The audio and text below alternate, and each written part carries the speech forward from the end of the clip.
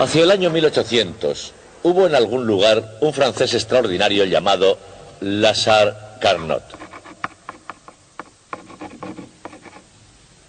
Fue estadista y ministro en varios gobiernos franceses y de hecho era tan eficiente que se le conoció como el organizador de la victoria de las guerras francesas de la Revolución.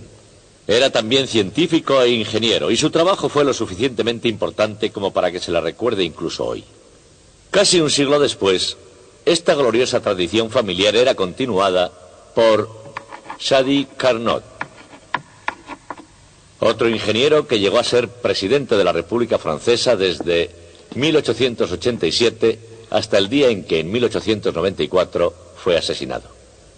Pero el Carnot más importante no fue ninguno de esos, lo fue en cambio uno que vivió entre ellos. Su nombre era Nicolas Léonard Sadi Carnot, llamado por todos Sadi. Y ese Carnot estaba interesado en las máquinas de vapor.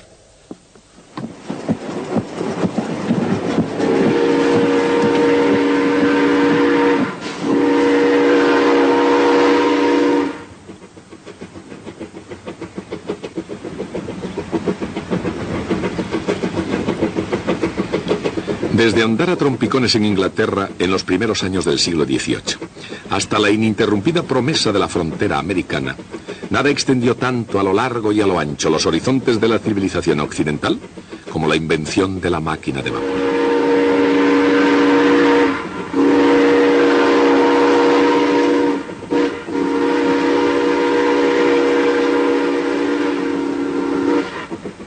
Muchos veían las nuevas máquinas como una amenaza, tosiendo, escupiendo, perturbando la paz y rompiendo el equilibrio.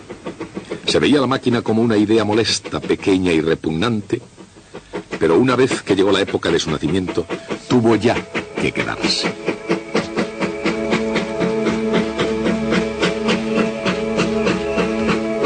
El vapor surgió en la era industrial y se convirtió en la fuerza de la revolución. Con una aceptación creciente a ambos lados del Atlántico y con unas configuraciones tan hábiles y variadas como fueron capaces de diseñar los ingenieros, las máquinas de vapor comenzaron a convertir los sueños en realidad.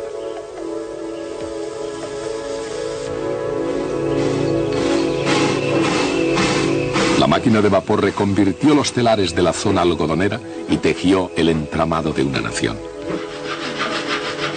La máquina de vapor cortaba y daba forma a la madera, impulsaba émbolos y movía palancas. La máquina de vapor hacía la mantequilla y molía el grano y convertía el pequeño negocio familiar en un negocio internacional.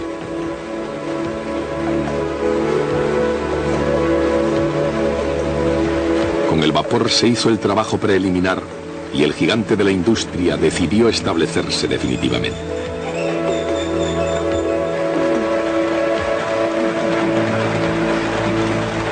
El poder de la máquina de vapor era energía, movimiento y cambio. Llegó a ser un símbolo de la oportunidad, ya fuera para escapar de la falta de patatas, de los salarios de miseria o del zar de Rusia.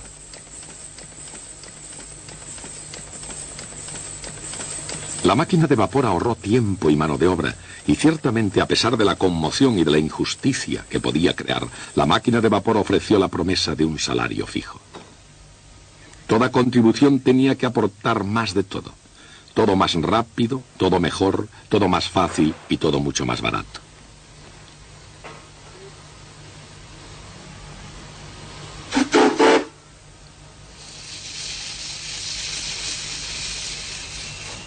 A donde quiera que uno mirase, en cuanto los hombres pudiesen hacer llegar los raíles, parecía que el resultado más importante de la nación era el progreso.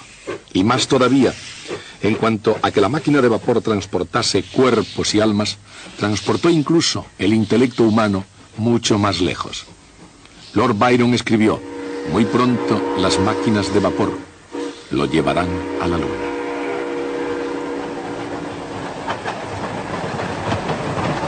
La perspicacia del poeta Byron iba por la senda correcta, pero la máquina de vapor está por encima y más allá de la luna. Como idea, llega tan lejos como para plantear preguntas sobre el significado exacto del tiempo y sobre el destino último del propio universo.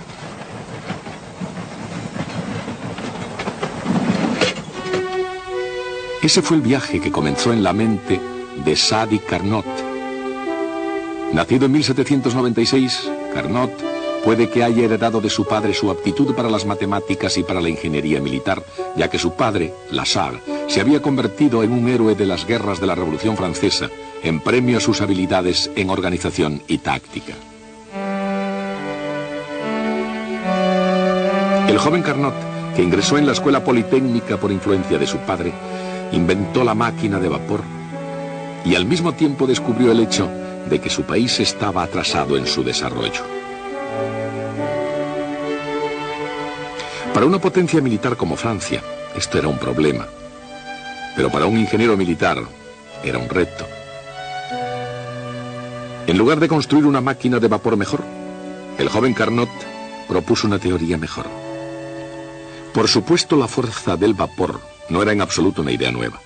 Desde la bomba de agua impulsada por vapor, creada por Thomas Savery en 1698, los inventores e ingenieros como Thomas Newcomen, Richard Trevithick, Mathews Boulton y, por supuesto, James Watt, fueron perfeccionando la máquina de vapor, mejorándola y haciéndola más poderosa, y lo que es más importante, más eficiente.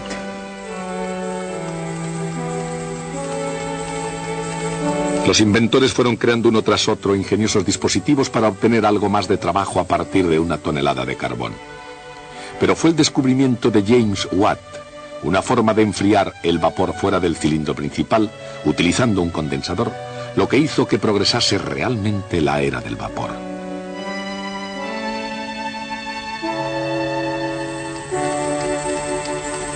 Y yendo a la máquina de vapor, ¿qué es realmente lo esencial?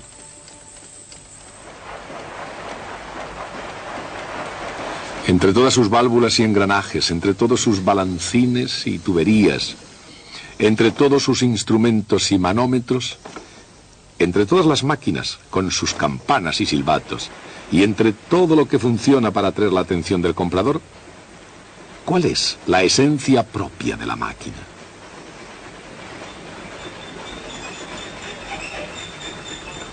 Es el cilindro. Un cilindro con un extremo móvil empujado por vapor a presión. Abriendo una válvula unida a la caldera, el cilindro recibe vapor a alta presión, que empuja el émbolo hacia afuera, ejerciendo un trabajo sobre el volante.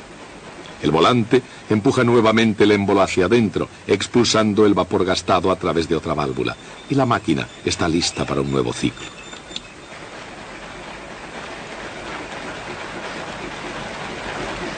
Y así continúa.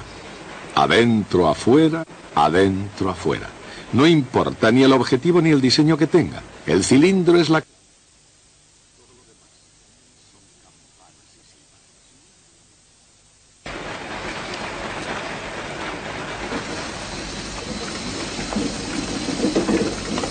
Teniendo en mente la propia esencia de la máquina de vapor, Sadi Carnot no se preguntó cómo podía mejorarla, sino cuál es la máquina de vapor más absolutamente eficiente que permitirá la naturaleza.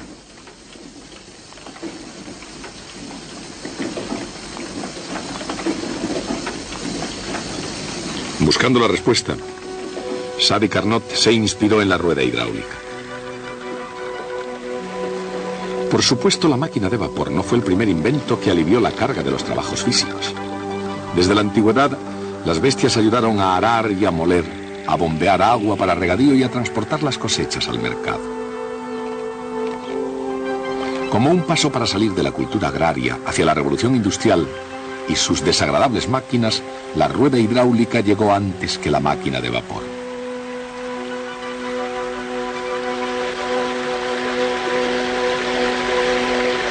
Y mientras que el agua impulsaba los telares de la industria textil inglesa, se comienza a hablar de otros fluidos en los círculos más eruditos de la época. El mundo científico, reagrupado en la estela dejada por Sir Isaac Newton, había comenzado a darse cuenta de que no todos los fenómenos naturales estaban explicados en la Principia. Durante un tiempo la idea de una variedad de fluidos misteriosos se convirtió en una solución generalizada para un sinnúmero de enigmas físicos. La electricidad, por ejemplo. La solución al problema de la electricidad fue un fluido que emanaba de la mente sutil de Benjamin Franklin. Y mientras tanto, en el continente europeo, Joseph Priestley trataba de resolver el problema de la combustión, del propio fuego y el problema relacionado con la corrosión de los metales. Priestley era químico y su solución, por supuesto, fue un fluido, el flogisto, un fluido sutil y sin peso que, como la electricidad, se combinaba con la materia ordinaria para formar los metales y que se escapaba cuando los metales se corroían.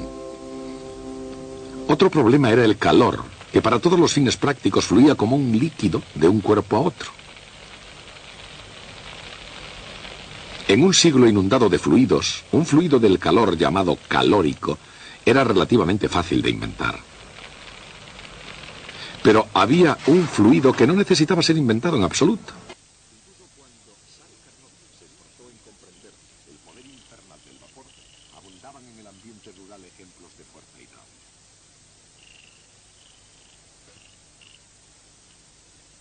Pensó que de la misma manera que el agua mueve las ruedas hidráulicas, fluyendo desde un nivel superior a otro inferior, una máquina de vapor es accionada por el calórico, fluyendo desde una temperatura superior a otra inferior.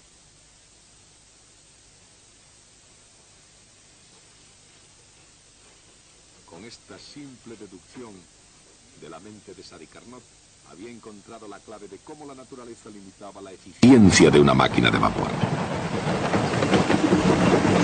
Ninguna máquina, ni combinación de máquinas, pueden jamás tener el efecto de hacer pasar más calor hacia temperaturas altas que hacia temperaturas bajas.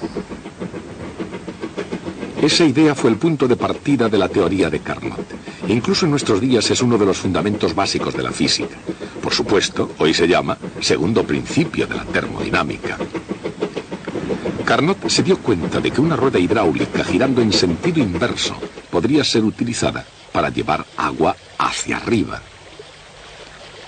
De hecho, él incluso pudo imaginar una rueda hidráulica impulsando otra en sentido contrario. El agua que caía por un lado se utilizaba para elevar agua por el otro.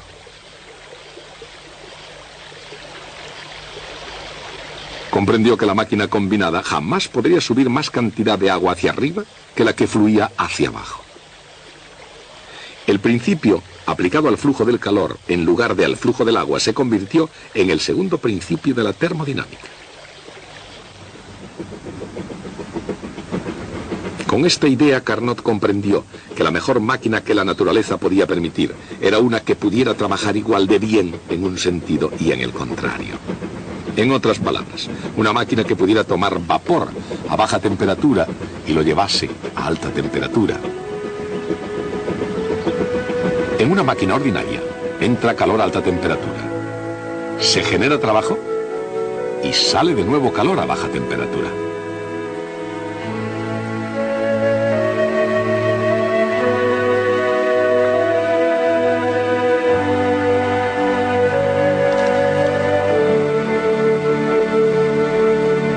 Carnot imaginó una máquina que pudiera trabajar en sentido inverso.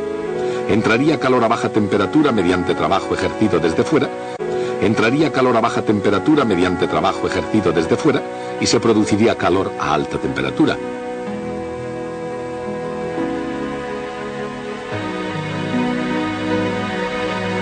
Existe un nombre para una máquina que funcione de esa forma. Se la llama frigorífico. Un frigorífico, con la ayuda de un motor, extrae calor de donde ya está frío y lo deposita a temperatura más alta en el exterior. Esta idea no resulta extraña hoy, pero en la década de 1820, Carnot se encontró con un reto. ¿Cómo diseñar una máquina de vapor que pudiera trabajar igualmente bien como frigorífico? Carnot comenzó por reducir la máquina a sus elementos esenciales. No necesitaba ni caldera, ni volante, ni válvulas. Sí necesitaba un cilindro y un émbolo, pero incluso podía funcionar sin vapor, ya que el cilindro podía llenarse de aire.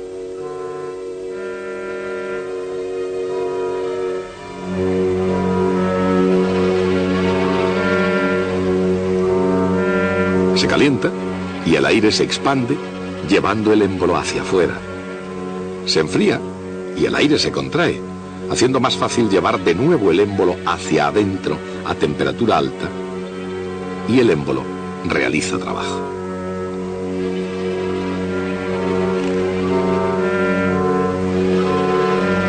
Cuando se enfría el cilindro, hay que suministrar trabajo para empujar el émbolo hacia adentro. Pero al estar más frío, el aire en el interior ejerce menos presión, de modo que se necesita menos trabajo. Hay por tanto una ganancia neta de trabajo en la máquina. Ahí está, la máquina ideal. Entra energía calorífica y sale menos energía calorífica, y la diferencia aparece como trabajo útil.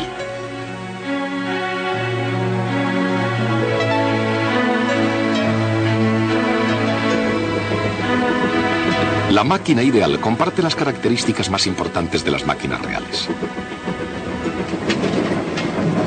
Entra calor, realiza trabajo, y el calor debe ser siempre expulsado a temperatura más baja para dejar el motor listo para la siguiente carrera. Pero existe un problema. El calor fluye fácilmente desde una fuente caliente hacia un cilindro frío, o desde un cilindro caliente hacia una fuente fría. Pero estos pasos no pueden invertirse, ya que necesitaría que el calor circulara en el sentido incorrecto. La máquina ideal de Carnot, que funciona igualmente bien en un sentido que en el inverso, no permitiría utilizar esas dos carreras. Para hacer que una carrera sea reversible, el cilindro tendría que estar caliente antes de que el calor entre. Se permite que el gas caliente se expanda y entra más calor, realizando trabajo. Se empuja el émbolo hacia adentro y el calor fluye en el otro sentido. Esa es una carrera reversible. Tiene lugar a temperatura constante y por eso se llama isoterma. El calor entra, el gas se expande y se realiza trabajo. Seguidamente una jugada brillante. Aislado de la fuente de calor, se deja que el gas se expanda realizándose más trabajo. Al no existir ninguna fuente externa de calor, este trabajo proviene de la energía interna del propio gas, provocando su enfriamiento. Este paso es también reversible y se llama adiabático. El cilindro está ahora preparado para otro paso isotérmico, esta vez utilizando algo de trabajo para expulsar el calor a baja temperatura. Finalmente, una compresión adiabática calienta el gas, llevándolo al punto de partida dispuesto para otro ciclo.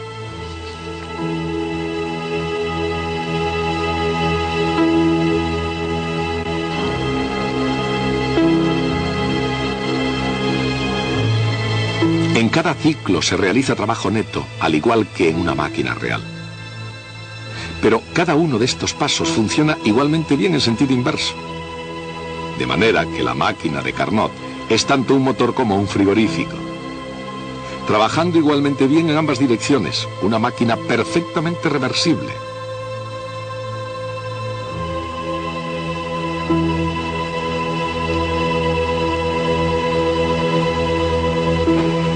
Por supuesto, el motor de Carnot funciona perfectamente solo en la imaginación, pero tiene mucho en común con un motor real. Por ejemplo, al igual que una máquina de vapor, la máquina de Carnot utiliza una fuente de calor a alta temperatura, y como una máquina real también necesita un lugar a donde expulsar calor a temperatura más baja, y un cilindro donde los gases puedan expandirse y contraerse. Y justamente aquí terminan las similitudes y comienza el verdadero desafío. ¿Cómo podría probar Carnot que su máquina era la más eficiente posible?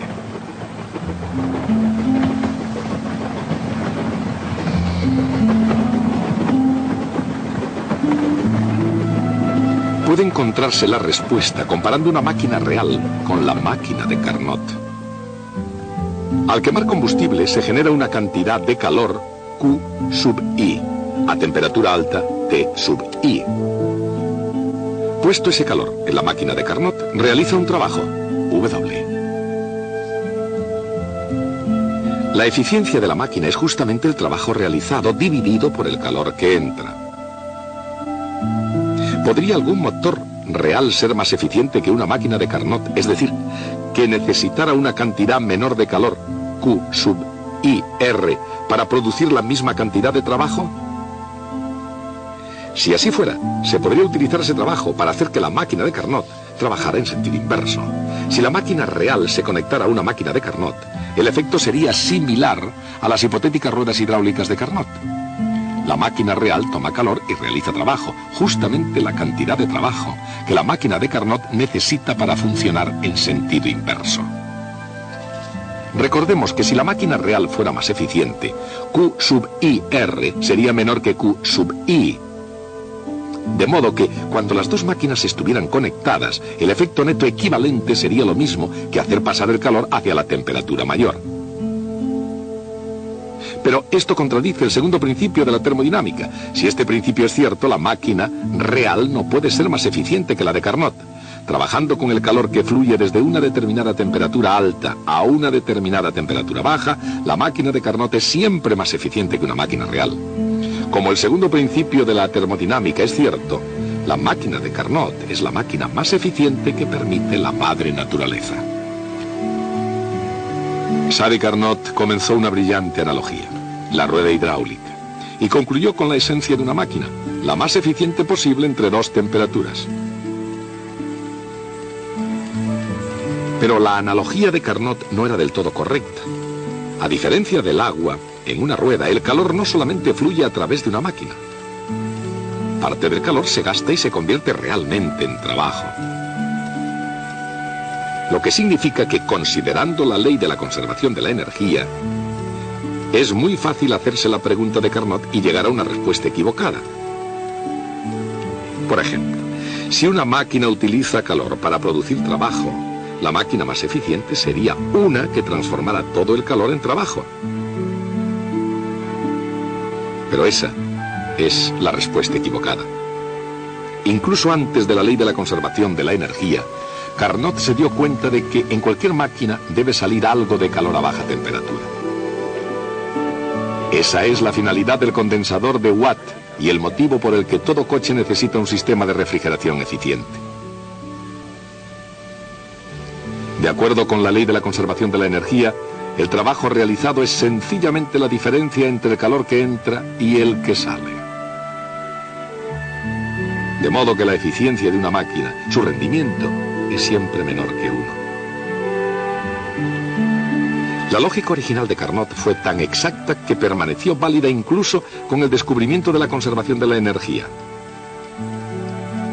Ninguna máquina, ni siquiera la máquina de Carnot, puede alcanzar la meta de eficiencia perfecta. Pero, ¿qué rendimiento puede alcanzar una máquina de Carnot? Depende de la temperatura. Cuanto más elevada sea la temperatura alta y cuanto menor sea la temperatura baja, mayor rendimiento tendrá el motor. De hecho, generaciones posteriores descubrirían que para una máquina de Carnot, Q sub 0 dividido por Q sub I es igual a T sub 0 dividido por T sub I. Y ese es el máximo rendimiento que puede alcanzar una máquina. Sadi Carnot murió en 1832. Tenía solo 36 años. Murió trágicamente en plena juventud de escarlatina. Durante su vida no fue realmente famoso, era respetado. Pero después de todo, como ingeniero, su obligación era construir máquinas mejores. Y las ideas de Carnot, aunque inteligentes, no ayudaron a nadie a construir una máquina mejor. A pesar de ser un ingeniero respetado, nadie se sintió impresionado por lo que había hecho. Cuando Joule apareció y descubrió, o mejor dicho, estableció la conservación de la energía, la situación para Carnot empeoró aún más, porque después de todo su razonamiento estaba basado en un fundamento defectuoso, la antigua teoría del calórico. Pero un físico alemán llamado Rudolf Clausius surgió en ese momento y rescató las ideas de Carnot. Lo que Clausius había demostrado era que en esta máquina, no en cualquier máquina, sino en una máquina perfecta, ideal, existe algo que sale igual a algo que entra. Es decir, algo se conserva en un motor ideal. Ese algo no es energía, sino más bien es el cociente, obtenido al dividir la energía del calor que entra entre la temperatura a que entra. Esta cantidad que idealmente se conserva siempre y realmente algunas veces, recibió por Clausius el nombre de entropía.